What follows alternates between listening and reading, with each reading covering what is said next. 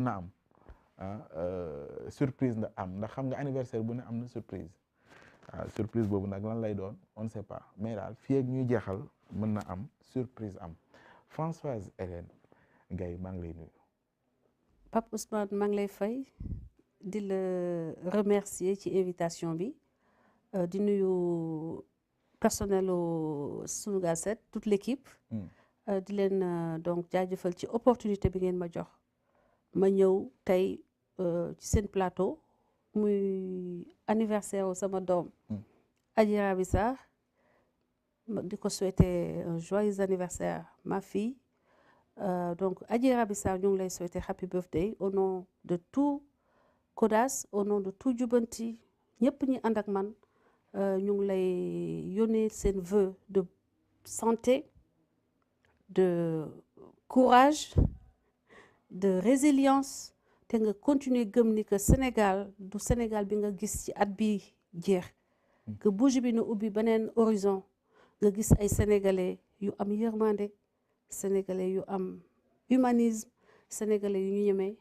àtte dëgg te nag yàlla teggil la nattu bi nga xam ne moom ngay dund ñu ànd ceeg yow nag vraiment sans sourciller du courage ma fille happy birthday again.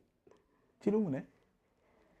ah xanaa ci mu ngi ci jàmm parce que nit ki boo amee foi c'est une fille qui a beaucoup qui croit talibé Baye Niass la elle a été éduquée dans ces valeurs-là d'abnégation et de courage donc bi ma ko gisee gis naa xale bu am jom xale bu dal malgré la souffrance malgré problème yi muy dund yëpp xale bu teey xale bu gëm yàlla et elle est en bonne santé ba ma ko gisee dafa muuru jullite war naa la image yi sànq n'est-ce pas et je pense que mun nañu wax ni qu'elle resplendit am na paix intérieure parce que xam na ni mu ngi moom moo nekk ci dëgg te yàgg-yàgg dëgg boobu sénégalais yëpp dinañ ko xam.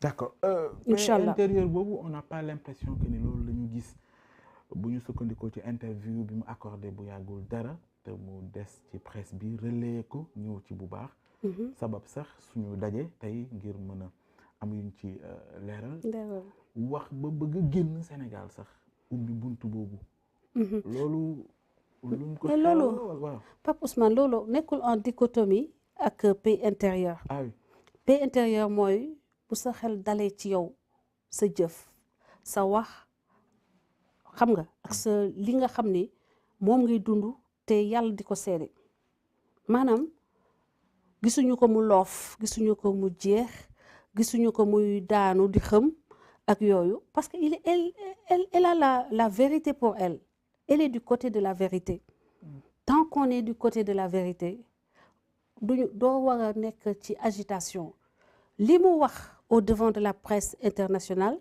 mooy li mu leen jéem a wax journalistes sénégalais yi depuis 1 an kenn bëggu ko déglu mooy ni dañ ma fekk sama bërëbu liggéeyukaay tooñ ma dama nag néew doole waaye ki ma tooñ sañ naa woo ko devant la justice sénégalaise ñu àtte ma ak moom néew naa doole naam waaye sama dignité bëgg naa ñu sàmmal ma sàmm ko te bëgg naa sama réew dimbali ma sàmm ko ñu ne ko doo ko fi waxee ndax ka nga ko sekkal dafa sell wàlliw la malaaka la ndax bu ñu demee ba tuddee nit diw mu sell mi man mii sama ngëm-ngëm daf may ni que loolu blasphème la parce que ñi yàlla sellal wax dëgg yàlla duñu bàyyi ba Marak Marseille ni ko Youssou Ndour di waxee diggante Marak Marseille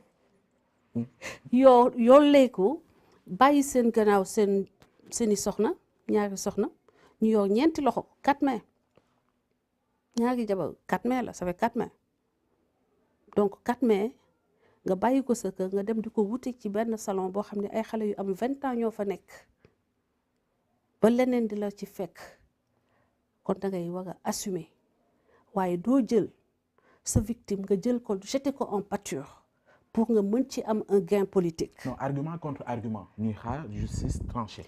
waaw parce que loolu moom moo ci. gën a am solo effectivement c'est vrai que ni ci diggante mi beaucoup d'eau a coulé sur le pont. ku ne dégg nañ sa version ku ne wax na ci loolu ku ne tamit formé nga ci. sa opinion bopp mais ba léegi oui.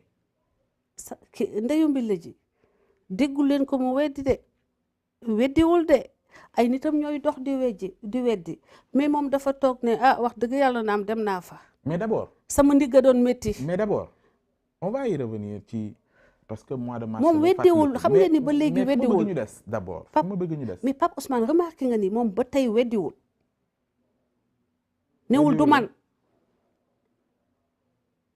mais nit ay ñoñom ñooy toog di weddi mais moom. ndeyu mi la ji amul viol. nee na amul viol. oui amul moom compétence su déterminer viol. mais au moins. mais weddiwul ni xale bi da koo ne boo jëlee kaamil nga waat ni mosoo yegg sama kaw. ma retirer plainte bi. yegg sa kaw ak viol du benn. dama ne loolu c'est technique loolu experts ñoo koy déterminer par la suite devant la justice mais moom minimum bi kay xale bi ni mu taxawee waat moom na taxaw waat. déedéet wax ji moom mun na ni fañ way setale dañ fa yegg te ba léegi entravé wul wala wanewul maanaam luy wane ni dafa bëgg a entraver justice def liggéey jusqu'ici. mais loolu si non loolu def na ko dès le premier jour. ah non. Dès le premier jour, entravait le travail de la justice. Comment?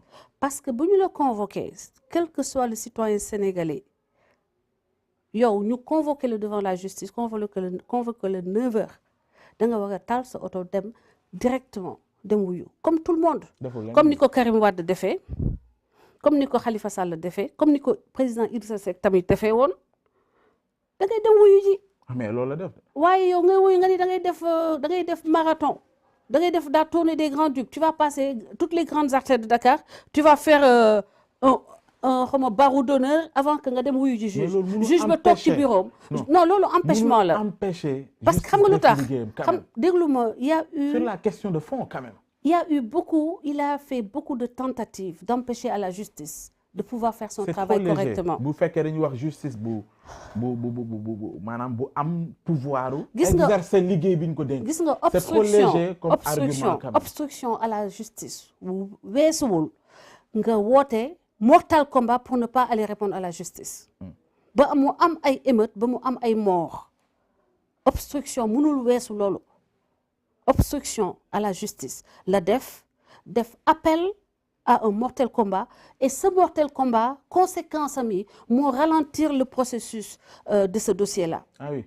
Ah ben bien sûr. Mais d'abord parce que après il a fait intervenir pour faire obstruction à la justice. D'accord. dem na taxaw am na loo xam ne xamoo ko yónnee na sax ba kër Adji Sarr. yónnee. essayé na sax rencontrer famille Adji Sarr. kan moo def loolu. mbokki Sonko dem nañu rencontrer famille Adji Sarr pour jéem a waxtaan. loolu kañ la. loolu am na moom du ko wax dem na ci ki nga xam ni moo gën a jege ñaseen yi muy Ahmed Khalifa Niass mi nga xam ni da ko sotti ay vertes et des pas mûres pendant des années ba jiñ ko ni sax dañ koo tàpp nu ma baal ma jéggal ma ci wax bi ba jiñ ko wax lu ñaaw loolu wax na ko lu ñaaw mais lu mu mujjee def dafa mujjee dem di ramper nuitamment devant chez Ahmed Khalifa Niass pour que kooku intervenir auprès du marabout de Adji Sarr loolu de obstruction à la justice quand on fait intervenir les chefs religieux. loolu say wax la xam nga man wóor na ma ne bu ngeen ci amoon ay preuves comme ni ngeen ko waxee. mais obstruction à la justice xam nga mooy lan. li ngay wax ni yow yaa xam ay. Ahmed Khalifa Ousmane Sonko non ñun Ousmane Sonko bi ñu gis mu dajeek Ahmed Khalifa Niass. waaw xam nañ ko ñëpp dem nañ fa fekkee ko ci bi ñuy waajal élection yi mu wax jox ko. mu léegi kon da nga bëgg a jiiñ da nga bëgg a wax ni Ahmed Khalifa Niass waxul dëgg. non Ahmed Khalifa Niass. est-ce que yaa ngi dégg li ma wax dama ne Pape Ousmane Ahmed Khalifa Niass. dafa génn wax ni Ousmane Sonko. boobu mooy bi ñu filmé mu jox ko mu berndeel ko ba pare humilier ko. non dama ne devant tous les Sénégalais yow bu dee am nga leneen lu bokkut ak ñun li ñu gis. leneen li soo bëggee vidéo yi laajal sa technicien ñu génne la vidéo bi. ba Ahmed Khalifa Niass waxee ni que Sonko ñëwaat na seet si ko pour defal ko pour mu jouer les bons offices entre moom ak le gouvernement ci dossier Adji Sarr bi. ah oui. Ahmed Ahmed Khalifa Niass a dit c'est peut-être pas les mots je n'ai pas restitué les mots tels quels mais wax na ni que Sonko après dem na fa plusieurs reprises. waaw d'accord leneen di wut négocier ku koy doxal jàmm. da nga ma waaxu dugg te dama doon xaar ñu def chronologie bi mais dama bëggoon ñu des ci